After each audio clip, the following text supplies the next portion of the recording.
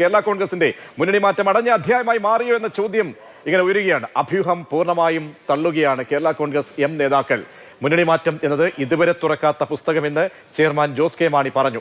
ആരെങ്കിലും ആ പുസ്തകം തുറന്നെങ്കിൽ അവരത് വായിച്ചിട്ട് അടച്ചോളൂ എന്നും ജോസ് കെ മാണി പ്രതികരിച്ചു. മുന്നണി മാറാൻ ഒരിടത്ത് നിന്നും സമ്മർദ്ദമില്ല എന്ന് റോഷി അഗസ്റ്റിനും പ്രതികരിച്ചു. ഐക്യം ബോധ്യപ്പെടുത്താൻ മീറ്ററുകൾക്കപ്പുറം വാഹനം നിർത്തി ഒന്നിച്ച് നടന്ന് വരികയായിരുന്നു ജോസ് കെ മാണി ചെയ്തത്. എന്താണ് കേരള കോൺഗ്രസിലെ ഇന്നത്തെ സ്റ്റിയറിംഗ് കമ്മിറ്റി യോഗത്തിൽ സ്റ്റിയറിംഗ് എങ്ങോട്ട് പോകും എന്നുള്ളതാണ് പ്രധാനപ്പെട്ട ചോദ്യം. ഇടത് തന്നെ ഉറച്ചു നിൽക്കുമോ, അതല്ല മറ്റെന്തെങ്കിലും അത്ഭുതങ്ങൾ സംഭവിക്കുമോ, ചർച്ചകളിലൂടെ സൂചനകളിലൂടെ ഒക്കെ ഉണ്ടാകുമോ എന്ന് നമുക്ക് പരിശോധിക്കാം. രാജീവ് ദേവരാജും അഭിലാഷ് മോഹൻ കൂടി ചേരുന്നു. രാജീവട്ട, ഈ UDF മുൻപിൽ കേരള കോൺഗ്രസ് വാതിൽ പൂർണ്ണമായും അടച്ച് ഒരു തരത്തിലും ഒരു മുറുകെ അടച്ചു എന്നാണോ നമ്മൾക്ക് ഈ പ്രതികരണം? കാരണം ഇന്ന് 5 MLA-മാരും ഒരേ സ്വരത്തിൽ, റോഷി അഗസ്റ്റിനും പ്രമോദ് നാരായണനായാലും ബാക്കിയുള്ള ചീഫ് വിപ്പ് ജയരാജ് ഉൾപ്പെടെ എല്ലാ MLA-മാരും കണിശമായി പറയുകയാണ് നിലവിലെ സാഹചര്യത്തിൽ ഇടതുമുന്നണി വിടേണ്ട ഒന്നുമേ സംഭവിച്ചില്ല എന്ന്. എന്തായിരിക്കാം കേരള കോൺഗ്രസ് രാഷ്ട്രീയത്തിൽ ഇനി പ്രതീക്ഷിക്കുന്നത്? ഇപ്പോൾ UDF നേതാക്കൾ പറയുന്നത് എന്താ, ഇത്തരത്തിലുള്ള ഒരു ചർച്ചയും ഞങ്ങൾ നടത്തിയിട്ടില്ല എന്ന് പറയുന്നു. അപ്പോൾ അത് അവരെ സംബന്ധിച്ചിടത്തോളം കഴിഞ്ഞ ദിവസം ജോസ് കെ മാണി പറഞ്ഞപ്പോൾ ഞങ്ങൾ ഇതിൻ്റെ അല്ലെങ്കിൽ ഈ കേരള കോൺഗ്രസ് മാണി ഗ്രൂപ്പിനെ കൊണ്ടുവരാൻ വേണ്ടി UDF ശ്രമിക്കുകയായിരുന്നു, അല്ലെങ്കിൽ അത് നടക്കുന്നില്ല. അപ്പോൾ ആ ഒരു രീതിയിലുള്ള ഒരു ഈ തെരഞ്ഞെടുപ്പിന് തൊട്ട് മുൻപേ അവർക്കൊരു സെറ്റ് ബാക്ക് ഉണ്ടാക്കുക എന്നുള്ളൊരു നെഗറ്റീവ് ഇംപ്രഷൻ ഉണ്ടാക്കാൻ അവർക്ക് താല്പര്യമില്ല. അതുകൊണ്ടാണ് UDF നേതാക്കൾ പറയുന്നത് ഞങ്ങൾ ഒരു തരത്തിലും ചർച്ച നടത്തിയിരുന്നില്ല എന്ന് പറയുന്നു. ചർച്ചകൾ അനൗപചാരികമായിട്ടും ഒക്കെ പലതരത്തിൽ നടന്നിരുന്നു. പക്ഷേ എന്ത് പറഞ്ഞ് ഇടതുമുന്നണിയിൽ നിന്ന് ഇറങ്ങും എന്ന് പറയുന്നതാണ് അതാണ് ജോസ് കെ മാണിയുടെ ഏറ്റവും പ്രധാനപ്പെട്ട കാര്യം. അതിനേക്കാൾ ഉപരി ഉള്ള പ്രശ്നം ഈ MLA-മാരെ ഒരുമിച്ച് കൊണ്ടുപോകുക. എപ്പോഴും വളരും തോറും വളരും എന്ന് പറയുന്ന ആക്ഷേപം കേൾക്കും. വിഷയം ഉണ്ടായിട്ടാണോ ചരിത്രത്തിലൊക്കെ തന്നെ ഒരു സുപ്രഭാതത്തിൽ പോലും മാണി സാർ ഇപ്പുറത്ത് മറുകണ്ഠം ചാടിയ ചരിത്രമൊക്കെ നമ്മുടെ വിഷയം ഒരു പ്രശ്നമാണോ? അത് എടുക്കുന്ന നിലപാട് ഇന്നത്തെ കാലത്ത് ഇപ്പോൾ വിഷയം അതുപോലെ തന്നെ അത് ഉള്ളിൽ നിന്ന് ആളുകൾ പറയുന്നതാണ്. ചില ആളുകൾക്ക് പോകാൻ താല്പര്യമില്ല. ഇടതുമുന്നണി എന്തെങ്കിലും ഒരു കാര്യത്തിൽ ഇപ്പോൾ കേരള കോൺഗ്രസ്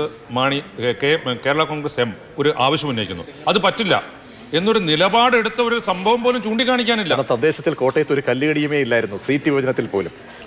അപ്പോൾ ഇപ്പോൾ CPIക്കൊക്കെ ശരിക്കും പറഞ്ഞു കഴിഞ്ഞാൽ അന്ന് ഈ മുന്നണിയിലേക്ക് വരുമ്പോൾ ഇതിനുമുമ്പ് CPIയുടെ സംസ്ഥാന സെക്രട്ടറിയായ കാനം രാജേന്ദ്രൻ പറയുന്ന ഒരു തിയറിയുണ്ട്.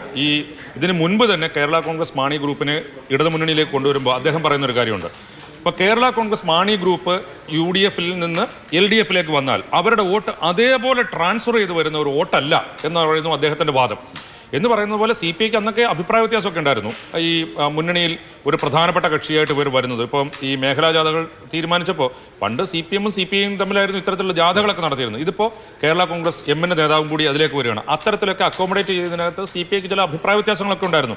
അത്തരം പ്രശ്നങ്ങളൊക്കെ ഇല്ലാതാക്കി CPM അവരുടെ ഏറ്റവും അല്ലെങ്കിൽ ഒരു സഖ്യകക്ഷിയായി, ഇത് മുന്നണിയിലെ ഒരു കക്ഷി എന്ന് നിൽക്കുമ്പോൾ തന്നെ ഒരു തൊട്ടടുത്ത് നിൽക്കുന്ന ഒരു കക്ഷിയായിട്ട് അവരുടെ എല്ലാ ആവശ്യങ്ങളും പരിഹരിച്ചും ആവശ്യങ്ങൾക്ക് എല്ലാം ഒരു നിവൃത്തി വരുത്തിയും ഒക്കെ കൂടെ കൊണ്ടുപോവുകയാണ്.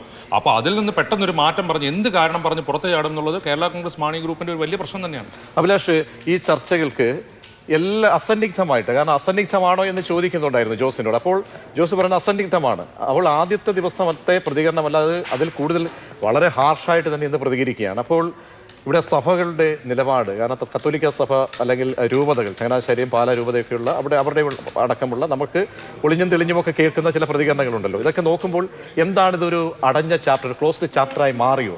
ഇനിയിപ്പോൾ ഒരു 2-3 മാസം മാത്രമേ ശേഷിക്കുന്നുള്ളൂ തിരഞ്ഞെടുപ്പ്. അതിനുശേഷം ഈ 3 മാസം കൊണ്ട് എന്തെങ്കിലും കേരള കോൺഗ്രസ് രാഷ്ട്രീയത്തിൽ ചലനങ്ങൾ സംഭവിക്കാൻ സാധ്യതയുണ്ടോ? ഇത് ഒരു അടഞ്ഞ അധ്യായമാണ്. ആരെങ്കിലും അത് തുറന്നിട്ടുണ്ടെങ്കിൽ വായിച്ച ശേഷം മടക്കി വെച്ചോളൂ എന്നാണ് ജോസ് കെ മാണി പറഞ്ഞത്. പക്ഷേ ഇതിൻ്റെ ഒരു പ്രശ്നം എന്താണെന്ന് വെച്ചാൽ ഇപ്പോഴും സമ്മർദ്ദമുണ്ട് ജോസ് കെ മാണിക്ക് മുകളിൽ എന്നുള്ളതാണ്. പക്ഷേ ഇവിടെ സൂചിപ്പിച്ചത് പോലെ ഉള്ള പ്രശ്നം എന്ന് പറയുന്നത് ഒരു കാരണമില്ല. കാരണം LDF അതുപോലെ അക്കോമഡേറ്റ് ചെയ്യാണ്. ഏതെങ്കിലും തരത്തിൽ ഞങ്ങളെ അക്കോമഡേറ്റ് ചെയ്തില്ല എന്ന പരാതിയില്ല. നോക്കണം, ഒരു ജില്ലാ പഞ്ചായത്ത് പ്രസിഡന്റിന്റെ പേരിൽ അപമാനിതരായി പുറത്താക്കപ്പെടുകയായിരുന്നു UDF-ൽ നിന്ന്. അന്നത്തെ UDF കൺവീനർ ബെന്നി ബെഹന്നാൻ കേരള കോൺഗ്രസിനെ ഞങ്ങൾ എടുത്ത് കളഞ്ഞു എന്ന് പ്രഖ്യാപിച്ചതാണ്. അങ്ങനെ പുറത്താക്കപ്പെട്ട അപമാനിതരായി പുറത്തു വന്ന കേരള കോൺഗ്രസിന് ഒരു ഇടം കൊടുത്തത് LDF ആണ് എന്ന് മാത്രമല്ല, പല രാഷ്ട്രീയ സാഹചര്യങ്ങൾ ഉണ്ടായിട്ടും നല്ല അക്കോമഡേഷൻ, ചോദിച്ച സീറ്റുകൾ തന്നെ കഴിഞ്ഞ തവണ കൊടുത്തു. ആ സീറ്റുകൾ അവർക്ക് 5 MLA-മാരെ വിജയിപ്പിക്കാൻ പറ്റി. ഒരു വിഷയവുമില്ല. അക്കോമഡേഷൻ്റെ പ്രശ്നമില്ല, ഞങ്ങൾ ചോദിച്ചത് കിട്ടുന്നില്ല എന്ന പ്രശ്നമില്ല, പരിഗണിക്കുന്നില്ല എന്ന പ്രശ്നമില്ല, രാഷ്ട്രീയ വിഷയവുമില്ല. ആകപ്പാടെ ഉന്നയിക്കാനുണ്ടായിരുന്ന രാഷ്ട്രീയ വിഷയം ഇപ്പോൾ JB കോശി കമ്മീഷന്റെ റിപ്പോർട്ട് നടപ്പാക്കണമെന്ന് സഭകൾക്ക് വളരെ ശക്തമായ താല്പര്യമുണ്ട്, അത് പൂർണ്ണമായി നടപ്പാക്കുന്നില്ല എന്ന പരാതി ഉണ്ടായിരുന്നെങ്കിൽ പിണറായി വിജയൻ അത് പ്രഖ്യാപിച്ചു. ബാക്കി ശുപാർശകൾ കൂടി നടപ്പാക്കാനുള്ള അതെ, ഭിന്നശേഷി സംവരണവുമായി ബന്ധപ്പെട്ട NSSന് ലഭ്യമായിട്ടുള്ള അതേ ആനുകൂല്യം വേണം എന്ന സഭാ മാനേജ്മെന്റുകളുടെ ആവശ്യം, അതിനും ഈ കാര്യത്തിൽ സുപ്രീം കോടതിയുടെ ശ്രദ്ധയിൽ ഇക്കാര്യം പെടുത്തി ആ പ്രശ്നം പരിഹരിക്കാനുള്ള നടപടിയെടുത്തു. അപ്പോൾ രാഷ്ട്രീയമായ കാരണവുമില്ല, ആകപ്പാടെയുള്ളത് അധികാരത്തിന്റെ സമ്മർദ്ദമാണ്. കാരണം പാർട്ടിയുടെ റാങ്ക് ആൻഡ് ഫയലിൽ LDFുമായി ഒരുമിച്ച് പോയാൽ നമ്മുടെ സ്വാഭാവിക അണികൾ അവർ UDFിലേക്ക് മൈഗ്രേറ്റ് ചെയ്യാൻ സാധ്യതയുണ്ട്. അതുകൊണ്ട് നമുക്ക് UDF ആണ് സ്വാഭാവിക ഘടകകക്ഷി, അടുത്ത തവണ അധികാരത്തിൽ വരാൻ സാധ്യത കൂടുതൽ UDF ആണ് എന്ന മറ്റുള്ള സമ്മർദ്ദമുണ്ട്. പക്ഷേ ഇവിടെ ഒരു പ്രശ്നം എന്താ വെച്ചാൽ പിണറായി വിജയന്റെ സർജിക്കൽ സ്ട്രൈക്കിൽ ആ ഒരു നീക്കം പാളിപ്പോയി എന്ന് വേണം കരുതാൻ. കാരണം റോഷി അഗസ്റ്റിൻ വളരെ ശക്തമായ നിലപാടെടുത്തിരിക്കുകയാണ് LDFിൽ നിന്ന് പോകുന്നില്ല എന്ന്. ചീഫ് വിപ്പ് N ജയരാജനും അതുപോലെ തന്നെ പ്രമോദ് നാരായണൻ MLAക്കും സമാനമായ അഭിപ്രായമാണുള്ളത്. സെബാസ്റ്റ്യൻ കുളത്തുങ്കലിലും ജോബ് മൈക്കിളിലും മാത്രമാണ് ഇക്കാര്യത്തിൽ ഈ പോകണം എന്ന് പറയുന്ന പക്ഷത്തോട് ആഭിമുഖ്യമുള്ളത്. അപ്പോൾ കൂടുതൽ MLAമാർ അപ്പുറത്തുണ്ട്, റോഷി അഗസ്റ്റിന് അപ്പുറത്താണ്. അപ്പോൾ നിലവിലുള്ള രാഷ്ട്രീയ സാഹചര്യങ്ങളിൽ പാർട്ടിയിൽ ഒരു പിളർപ്പുണ്ടാവുക എന്ന് പറയുന്നത് ജോസ് കെ മാണിക്ക് ഇപ്പോൾ അത് അഫോർഡ് ചെയ്യാൻ കഴിയുന്ന ഒരു സാഹചര്യമില്ല. ഇപ്പോൾ ഒരു സ്പ്ലിറ്റ് ഉണ്ടായാൽ അത് അടുത്ത തെരഞ്ഞെടുപ്പിൽ ഈവൻ പാലായിൽ പോലും ബാധിക്കും. എന്ന് മാത്രമല്ല പാലാക്കാരനാണ് ശരിക്കും റോഷി അഗസ്റ്റിൻ, അത് ഇടുക്കിയിലാണ് മത്സരിക്കുന്നതെങ്കിൽ റോഷി അങ്ങനെയാണെങ്കിൽ ജോസിനെതിരെ രംഗത്തിറങ്ങും, മത്സരിക്കാൻ എന്ന് പോലും പ്രചരണം ഉണ്ടായി. അപ്പോൾ നിലവിൽ തന്നെ പിളർന്ന് ദുർബലമായിരിക്കുന്ന കേരള കോൺഗ്രസിന് ഒരു പിളർപ്പ് കൂടി താങ്ങാനുള്ള ശേഷിയില്ല എന്ന തിരിച്ചറിവ് ജോസ് കെ മാണിക്കുണ്ട്. അതുകൊണ്ട് ഈ അധ്യായം അടച്ചു വെച്ചിരിക്കുകയാണ്. പക്ഷേ അതുകൊണ്ട് തുറക്കില്ല എന്ന് നമുക്ക് ഉറപ്പിച്ച് പറയാനൊന്നും പറ്റില്ല. അതായത് കഴിഞ്ഞ ദിവസം ജോസ് കെ മാണി ബൈബിൾ ഉദ്ധരിച്ചത് കേട്ടില്ലേ? ജെറുസലേം പുത്രിമാരെ, നിങ്ങൾ എന്നെ പ്രതി കരയാതെ നിങ്ങളെയും നിങ്ങളുടെ മക്കളെയും പ്രതി കരയൂ എന്ന് പറയുമ്പോൾ അതിൽ വേറൊരു വ്യാഖ്യാനമുള്ളത്. ഇന്നലെ മാതൃഭൂമിയിലൊക്കെ ആ വ്യാഖ്യാനമാണ്. ആ വ്യാഖ്യാനമുള്ളത് ജെറുസലേം പുത്രിമാർ കരഞ്ഞത് യേശുക്രിസ്തു കുരിശിലേറ്റപ്പെടുകയാണ് എന്ന് മനസ്സിലാക്കിയതുകൊണ്ടാണ് എന്ന് പറഞ്ഞതുപോലെ LDF വിട്ട് UDFിലേക്ക് പോവുകയാണ് ജോസ് കെ മാണി എന്ന് തിരിച്ചറിഞ്ഞാണോ? ഒരു കാര്യം കൂടി, കാരണം ഈ UDFന് ഇവരെ ഉൾക്കൊള്ളേണ്ട ഒരു അനിവാര്യത വരുന്നുണ്ട്. കാരണം അവിടെ വന്നു കഴിഞ്ഞാൽ നമുക്ക് അത്ര പെട്ടെന്നൊന്നും സാധ്യമല്ല. മുന്നേ ഒന്ന് അക്കോമഡേഷന്റെ പ്രശ്നമുണ്ട്, ഒന്ന് ജോസഫ് വിഭാഗമുണ്ട്, അവിടെ മാണി സി കാപ്പൻ പാല വിട്ടുകൊടുക്കില്ല. പിന്നെ അപ്പോൾ അവിടെ ഇത്തരത്തിൽ നിൽക്കുന്ന ആളുകളെ വ്രണതഹൃദയരാക്കി അവരെ നോവിച്ചുകൊണ്ട് അവരെ കൈവിട്ടുകൊണ്ടൊരു നിലപാടിലേക്ക് UDFന് അത്ര പെട്ടെന്ന് പോകാൻ കഴിയുമോ? അല്ല, ഇപ്പൊ UDFിലേക്ക് കേരള കോൺഗ്രസ് എമ്മിനെ കൊണ്ടുവരാനാണെങ്കിൽ തന്നെ ഇപ്പോൾ പ്രതീക്ഷ പറഞ്ഞ പോലെ ഒരുപാട് പ്രശ്നങ്ങളുണ്ട്. അപ്പോൾ പാല എന്ന് പറയുന്നത്, പാലയിൽ ജോസ് കെ മാണിക്ക് മത്സരിക്കണമെങ്കിൽ അതൊരു സേഫ് സീറ്റ് അല്ല. മാണി സി കാപ്പൻ അവിടെ നിന്ന് ഒഴിഞ്ഞു കൊടുക്കില്ല. ഇപ്പോൾ മാണി സി കാപ്പൻ നേരത്തെ തന്നെ അവിടെ മത്സരിച്ച MLA ആയി. ഇപ്പോൾ കഴിഞ്ഞ പ്രാവശ്യം അദ്ദേഹം മുന്നണി മാറി മത്സരിച്ചു, മുന്നണി മാറി UDFിലേക്ക് പോയി, ജോസ് കെ മാണിയെ പരാജയപ്പെടുത്തി. അങ്ങനെയുള്ള പ്രശ്നങ്ങളുണ്ട്. പിന്നെ ജോസഫ് ഗ്രൂപ്പും കേരള കോൺഗ്രസ് എമ്മും കൂടെ ഒറ്റ മുന്നണിയിലായാൽ ഇവർക്ക് രണ്ടുപേർക്കും കൂടെ എത്ര സീറ്റ് കൊടുക്കും എന്ന് പറയുന്ന പ്രശ്നമുണ്ട്. അതുപോലെ തന്നെ ജോസഫ് ഗ്രൂപ്പ് പൂർണ്ണമായും കേരള കോൺഗ്രസ് എമ്മിൻ്റെ വരവിനെ പൂർണ്ണമായും ഹൃദയം തുറന്ന് അവർ സ്വാഗതം ചെയ്യുന്നില്ല എന്ന് പറയുന്ന പ്രശ്നമുണ്ട്.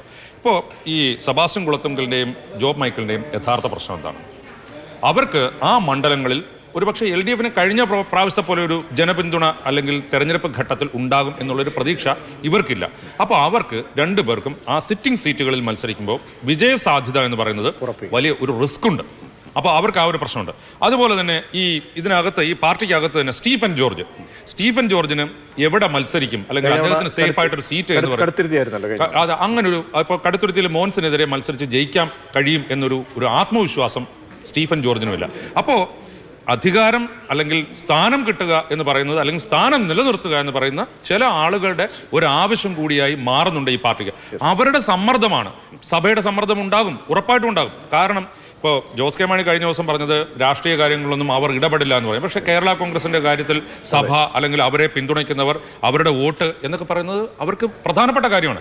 ഇതെല്ലാം ഉണ്ടാകുമ്പോഴും ഒന്നാമത്തെ കാര്യം, രണ്ടാമത്തെ കാര്യം, മൂന്നാമത്തെ കാര്യം എല്ലാം ഒറ്റ കാര്യമുള്ളൂ, എന്ത് പറഞ്ഞ് പുറത്തിറങ്ങും എന്ന് പറയുന്നതാണ് ഏറ്റവും പ്രധാനപ്പെട്ട കാര്യം. തീർച്ചയായും അപ്പോൾ രാഷ്ട്രീയമാണ് 1+1=2 അല്ല എന്ന് നമ്മൾ മനസ്സിലാക്കണം. അപ്പോൾ ഈ 3 മാസത്തിനിടെ ഈ ചാപ്റ്റർ ക്ലോസ്ഡ് ആണെന്ന് ജോസ് കെ മാണി കേരള കോൺഗ്രസ് പറയുമ്പോഴും അണിയറയിൽ ചരടുവലികളൊക്കെ എങ്ങനെ പരിണമിക്കുന്നു എന്ന് നമുക്ക് കാത്തിരുന്ന് കാണാം.